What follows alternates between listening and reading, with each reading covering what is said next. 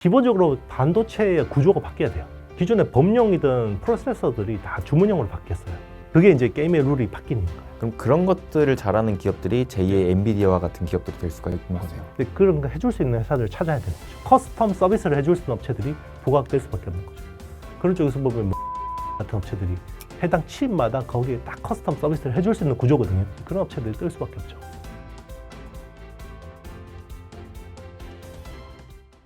올해에도 제가 아무리 공부를 해도 AI는 여전히 좋아 보이더라고요. 그렇죠. 대표님도 좀 그런 뷰이신가요?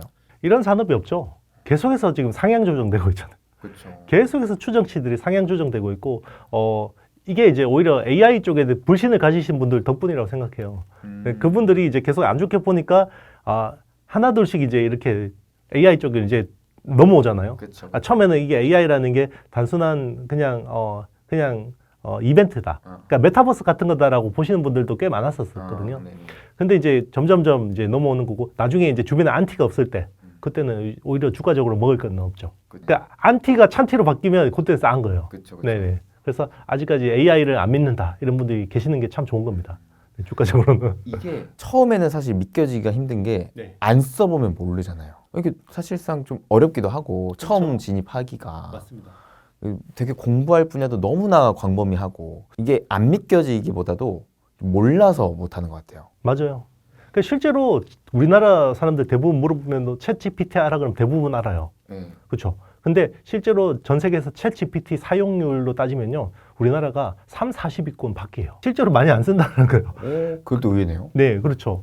그리고 왜 그러냐면 지금 어떤 그 챗GPT 같은 생성형 AI를 주로 많이 쓰는 고관여층들이 누구냐면 대부분 엔지니어들이에요.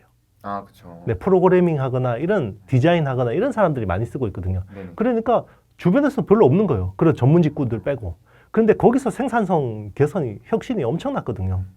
그게 이제 시장은 프라이싱 하는 거고, 이게 이제 실제 우리 삶에서 어떻게 보면 보이는 거, 나타나는 것들이 이제 올해부터 본격화되는 거죠. 그러면 대표님, 작년에는 이 AI를 중심으로 한 주식시장의 좀 발전 방향이 GPU가 막 핫했다가 그 다음에 HBM 막 핫했다가 온디바이스 AI 막 핫했다가 했는데 올해에는 AI 트렌드가 어느 쪽으로 좀 향할 거라고 생각하세요?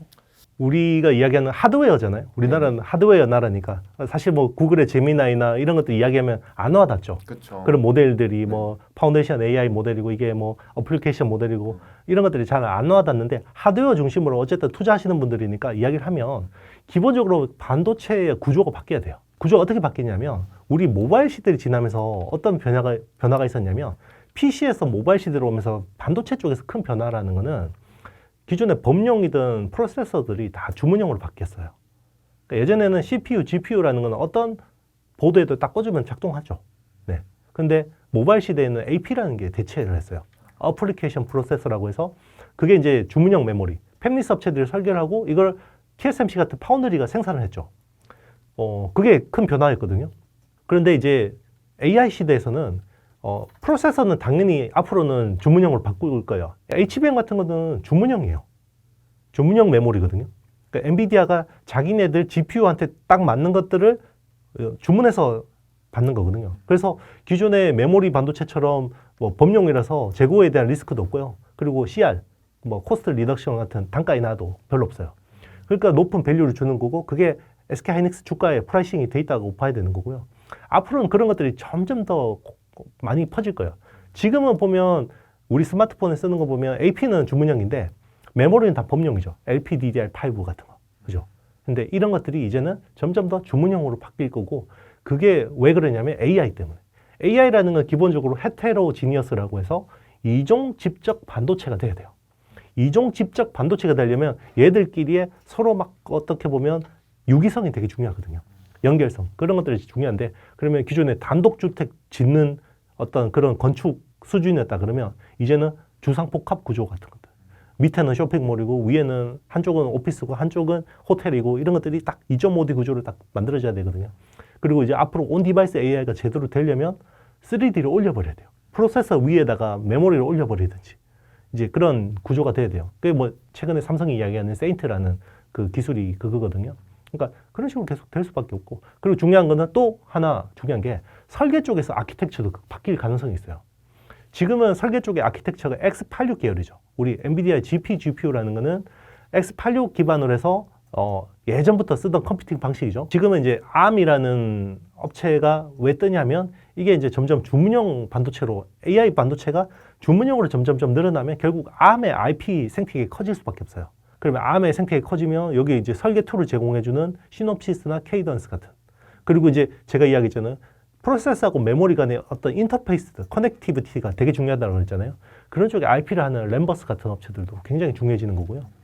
이제 그런 업체들이 계속해서 부각이 될 수밖에 없습니다. 그리고 그 공정적으로 보면 칩을 자르고 잘 붙이고 연결하고 구멍을 뚫고 이런 쪽이 되게 중요한데 이제 그런 쪽에서는 뭐 TSV 관련된 업체나 아니면 TC 본딩 관련된 업체나 하이브리드 본딩 관련된 업체 그리고 그게 제대로 얼라이먼트가 됐는지 검사하는 검사 기술들도 훨씬 고도화돼야 되는 거고 그런 것들이 예전처럼 딱 스탠다드화된 어떤 그런 영역이 아니라 칩마다 다 맞게 해줘야 돼요. 그러면 결국 그거는 해당 제품에 맞게 맞춤화해 줄 수 있는 업체들 서비스를 붙일 수 없는 그러니까 커스텀 서비스를 해줄 수 있는 업체들이 부각될 수밖에 없는 거죠. 그런 쪽에서 보면 뭐 리노홈 같은 업체들이 해당 칩마다 거기에 딱 커스텀 서비스를 해줄 수 있는 구조거든요. 얘들은 그런 업체들이 뜰 수밖에 없죠. 기존에는 반도체가 완전 범용, 네. 그러니까 규격화돼서 찍어내서 막 대량 생산해서 판매하는 구조였다면은 이제는 나 이 용도로 쓸 거니까 이렇게 만들어줘 그렇죠. 하면서 계속 각 분야마다 나는 AI 이렇게 쓸 거야, 이렇게 쓸 거야 하면서 각각의 용도, 크기 이런 게 다 다르다 보니까 이런 거를 누가 얼마나 더 커스터마이징화해서 설계하고 그렇죠. 그를 토대로 생산을 하고 막 이어 붙이고 이런 걸 잘 하냐. 그렇죠. 그러니까 누가 즉 다양한 라인업을 구축해서 커스터마이징화 할 수 있느냐 이게 이제 핵심 경쟁력이 되는 거네요. 그렇죠. 그러니까 사실은 돈을 버는 방법은 심플해요. 불편한 곳에 돈 버는 방법이 있거든요. 예전에 막 그렇게 전단지 가지고 막 전화하기 불편한데 이게 뭐 배민이라는 게 생기면서 다 이제 이게 그쵸, 앱으로 되고 그리고 뭐 호텔 예약하는 게 되게 뭐 모텔 예약하는 게 힘들었는데 야놀자라는 그런 게 나와서 그죠. 집 비는데 누가 와서 내 비는 사이에 써. 그래서 에어비앤비 같은. 그러니까 불편한데 돈이 있잖아요. 그럼 지금 AI가 가장 어떻게 보면 불편한 점, 약점이 뭐냐면 전기를 너무 많이 쓴다는 거예요. 전기를 너무 많이 쓰고 너무 비효율적이라는 거거든요. 그걸 해결해 주려면 결국 기존의 범용 반도체보다는 주문형 반도체를 써야 되는 거거든요. 그래야 전성비를 구현할 수 있고 어떤 그 전기 소모를 줄일 수 있어요. 그러니까 아무리 AI가 효율적이라고 한들 요즘에는 ESG라는 트렌드를 완전히 배제하고 갈 수는 없잖아요. 그러면 모든 빅테크 업체들이 이제는 어떻게 하면 전기 소모를 줄일까? 에너지 사용을 줄일까? 그러니까 이제 예전에는 우리 대량 생산 시대였잖아요. 그러니까 대량 생산 시대에 잘 맞는 거는 정말 대량으로 값싸게 잘 만드는 게 제일 중요한 거였고 반도체도 기존 메모리 반도체도 그렇게 진행이 됐죠. 그렇죠. 그걸 또 네. 잘하는 게 삼성전자였기 때문에 맞습니다. 삼성전자 치고 나갔고. 맞습니다. 네. 그게 이제 게임의 룰이 바뀌는 거예요. 네. 이제는 누가 이 회사한테 최적화해서 맞춰줄 수 있냐. 그걸 이제 메모리 쪽에서는 지금 현재로 보면 삼성전자보다는 하이닉스가 더 잘하는 거예요. 그렇죠. 네, 그래서 보면 HBM이든 애플의 비전 프로에 들어가든 그 모바일 디램이든 이런 것들이 다 하이닉스 쪽으로 수주가 오는 거죠. 프로세서 설계할 때는 대부분 일단은 TSMC 찾아가잖아요. 근데 지금 보면 메모리, 빅테크 업체들이 메모리 쪽에 뭔가 주문형으로 할 때는 다 하이닉스 찾아가죠. 야, 이게 완전히 돈 버는 게임이 바뀌었기 때문에 이 게임을 누가 또 잘하느냐가 새로운 대장이 이제 탄생하는 구조라고 볼 수가 있는 건데. 네, 맞습니다. 근데 앞단에서 이제 그랬기 때문에 최근에 주식시장에서도 국내 기준 막 설계 업체들이 막 논할 것 없이 다 올라가더라고요. 그렇죠. 근데 이 중에서도 분명 대장이 탄생할 거란 말이죠. 그렇죠. 근데 우리나라에 과연 설계단에서 대장이 나올 수 있을까? 그런 의문은 개인적으로 사실 들거든요. 가능은 합니다. 가능은 한데 현재로서 보면 그런 기대감들이 너무 과하게 밸류에이션 돼 있다고 생각합니다. 그래서 오히려 이제 그런 쪽보다는 좀 밸류 매력도 있고, 그러니까 물론 하드웨어라고 해서 밸류 매력이 지금 높은 건 아니에요. 다 전반적으로 많이 오르긴 했습니다.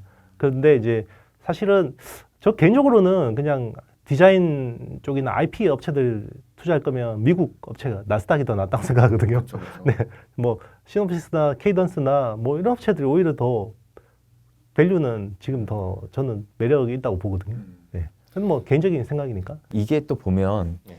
우리나라 주식시장이 확실히 그런 이슈 모멘텀에 빠르잖아요. 그렇죠. 상대적으로 미증시는 좀 느리지만 우상향하는 느낌이 있고, 맞습니다. 그러니까 우리나라가 급등하고 좀 식으면 얘네가 뒤늦게 좀 올라가는 느낌? 그렇죠. 그런 걸 생각해 봤을 때 저도 최근에는 단기적으로 너무 과열인 것 같은데 이럴 바에 진짜 차라리 IP에 관심이 있다면은 좀 해외 기업을 눈여겨보는 게 좋지 않을까라는 생각을 하면서 또 저도 공부를 하고 있었는데 아까 말씀해 주셨던 그런 기업들도 한번 체크를 해볼 필요가 있겠네요. 네, 맞습니다. 그러니까 변동성이 크니까 본인의 뭐 포트에서 아주 일부를 투자해서 하는 건 나쁘지는 않다고 생각해요.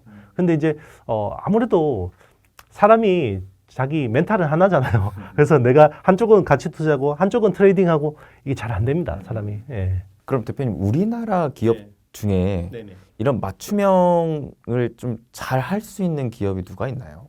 아까 뭐 리노공업도 설명해 주셨는데. 하드웨어 쪽으로는 이제 리노공업이 사실 지금 온디바이스 AI 쪽으로 제일 수혜를 주목을 받고 있고요. 그게 왜 그러냐면 실제로 온디바이스 AI 쪽에서 제일 잘할 것 같은 회사가 퀄컴이라서 그래요. 근데 퀄컴을 투자하는 것도 방법인데요. 퀄컴하고 굉장히 직결돼 있는 퀄컴 비즈니스하고 직결돼 있는 거래 비중이 높은 회사 리노공업이고요. 이제 그런 부분들이 있고 그리고 앞으로 이제 이런 그 AP에 그 AI 칩들이 많이 들어가잖아요. 네. NPU 같은 게 많이 들어가죠. 그리고 저기 CPU, 인텔의 메테오 레이크 같은 데도 이제 NPU 블록이 별도로 들어가거든요. 그러면 칩 자체가 고성능 고단화가 되죠. 그러면 이런 것들 구현하기 위해서는 헤테로지니어스가 돼야 돼요. 그러면 칩렛 구조라는 그러니까 이제 칩 다이를 다 이제 쪼개서 이렇게 2.5D로 해서 하고요. 그리고 메모리를 최대한 가까이 프로세스 니어 메모리로 해야 되고요. 그렇게 하려면 그 인터포저라든지 아니면 밑에 붙는 플립칩 BGA 같은 기판들을 더 많이 써야 돼요. 그러니까 면적을 기존에 요만한 거를 쪼개서 딱딱딱 이렇게 떨어뜨려 놓으면 더 많은 널쩍하게 써야 되죠. 그러면 이제 기판 쪽이 좋아질 수밖에 없고요. 그래서 플립칩 BGA 쪽에 하는 뭐 삼성전기라든지 대덕전자 같은 업체들도 수혜 가능성이 있는 거고요. 그리고 이 칩들 주변에 그럼 수동 소자도 좋아져야 돼요. 그러니까 능동 소자가 좋아지면 수동 소자 스펙도 좋아져야 되거든요. 그러면 기본적으로 3대 수동 소자라고 하면 커패시터, 우리 MLCC라고 하는 거, 커패시터하고 그리고 인덕터, 그리고 저항이 있거든요. 근데 저항은 사실 워낙 이제 이게 만신이 박한 영역이고 그래도 인덕터 쪽에 하이엔드하고 MLCC 그런 쪽은 좋아질 수 있는데 삼성전기나 사막콘덴서 같은 업체들이 MLCC 쪽에 관련된 업체고 인덕터 쪽은 아비코전자 같은 업체들이 이제 수혜를 볼 수가 있는 거죠. 근데 이게 유난히 온디바이스 AI 시장에서 퀄컴이 부각받는 이유가 뭔가요? 저도 사실 개인적으로 이 시장을 공부해봤을 때 퀄컴이 기대되는데 라는 개인적인 생각을 해봤는데 또 대표님 의견도 궁금합니다. 모바일 쪽에서 보면 애플이 압도적이에요. 애플 실리콘이라고 하잖아요. 그러니까 애플의 A 바이오닉 칩이라는 게 그 짐 켈러라는 그 괴물 엔지니어가 설계해놓고 나간 거거든요. 이게 사실은 그동안 안드로이드 쪽의 AP 대비해서 거의 2년 정도 앞서 있었어요. 성능이. 최근에 퀄컴이 이 2년의 격차를 거의 붙였어요. 어떻게 붙였냐면 애플 실리콘의 궤적을 보면 알아요. 그러니까 AP라는 거 안에서 보면 중요한 게 CPU하고 GPU하고 NPU들이 있겠죠. 그러니까 애플도 처음에는 하나하나씩 내재화해 간 거예요. 처음에는 ARM이 제공해주는 CPU하고 GPU를 받아서 쓰다가 이런 것들을 거의 자기들이 그냥 내재화해버리고 그냥 그 ARM이 제공해주는 ISA라고 해서 그 이런 거의 언어만 갖다가 쓰는 구조로 간 거거든요. 그게 최적화 때문에 성능이 전성비가 막 좋아지고 M1이라는 칩, M2라는 칩이 계속해서 나올 수 있었던 원인이거든요. 그러면 이 안드로이드 쪽에서 애플의 궤적을 따라갔던 업체가 퀄컴이에요. 퀄컴이 제일 먼저 내재화한 게 뭐냐면 GPU부터 내재화를 했어요.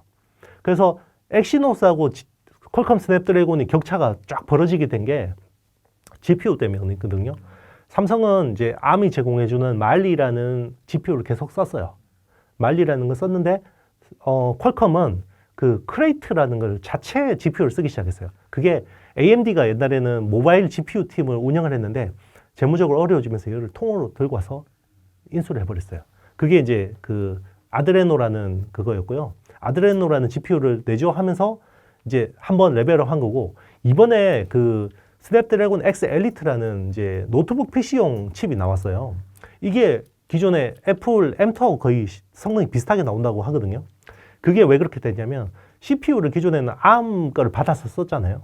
이번에 오라이온이라는 CPU를 자체 내재화했어요. 그걸 어떻게 내재화했냐면 애플에서 A바이오닉 칩 설계하던 인력들이 나와서 만든 회사가 있어요. 그게 누비아라는 CPU 회사거든요. 거기를 인수했어요. 그래서 오라이온 CPU라는 걸 커스텀하고 기존에는 아데노라는 GPU를 커스텀하고 여기서 또 하나 더 나가서 그 기존의 안드로이드, 그러니까 연합군 진영하고 애플 제국하고의 차이점이 뭐냐면 애플은 내가 아이폰을 쓰든 아이패드를 쓰든 맥 PC를 쓰든 다 연결이 돼. 에어드롭으로 막 데이터도 쉽게 주고받고 막 마치 하나처럼 쓸 수 있거든요. 근데 기존에는 안드로이드 OS 쓰다가 윈도우 OS 쓰다가 이게 호환이 잘 안 돼요. 막 굉장히 불편했죠. 그렇죠. 그래서 애플 쓰면 좋아 이런 거 있었는데 스냅드래곤이 심리스라는 컨셉을 처음으로 제공을 했는데요. 심리스. 그러니까 기존에 스냅드래곤 칩을 쓰면 그러니까 이게 OS가 어떤 게 됐든 안드로이드 OS든 아니면 윈도우 OS든 심지어 파이어폭스든 뭐 리눅스든 우리의 칩을 쓰면 이게 애플 에어드롭 쓰듯이 다 이렇게 연결이 호환이 되게 그걸 소프트웨어적으로 제공을 해주기 시작한 거예요. 그게 심리스거든요. 그러면 온 디바이스에서 그만한 경쟁력이 어디 있어요? 요즘에 이 AI를 공부하면서 기본적으로 이해해야 되는 거는요. 하드웨어 가지고만 안 돼요. 그러니까 맞아요. 왜 엔비디아의 칩을 못 넘냐면 결국 쿠다라는 소프트웨어 생태계를 못 넘는 거잖아요. 네. 근데 최근에 왜 AMD가 다시 좀 각광을 받고 있냐면 쿠다 엔진을 넘어올 수 있는 뭔가 가능성을 보여줬거든요. 그러니까 이제는 단순하게 내가 칩 하나 팔고 이 땡이 아니에요. 장비도 마찬가지예요. 요즘에는 그냥 내가 장비 팔고 끝이 아니라 이거를 쓸 수 있도록 최적화해주고 세팅해주고 나와야 돼요. 그러면 그걸 잘하려면 고급 엔지니어링이 필요하거든요. 그 고급 엔지니어링은 그 경력 있는 노하우를 가진 엔지니어들이 여기 고객사한테 필드 애플리케이션을 제공해 주는 거거든요. 그게 중요한 것 같아요. 그럼 그런 것들을 잘하는 기업들이 제2의 엔비디아와 같은 기업들이 될 수가 있는 맞습니다. 거예요. 그게 커스텀 서비스거든요. 그래서 제가 이야기하는 게 AI 쪽에서 소부장 밸류 체인을 보려면 얘가 서비스, 커스터마이징 서비스를 해줄 수 있냐 없냐 이게 되게 중요하다. 근데 그런 거 해줄 수 있는 회사들을 찾아야 되는 거죠.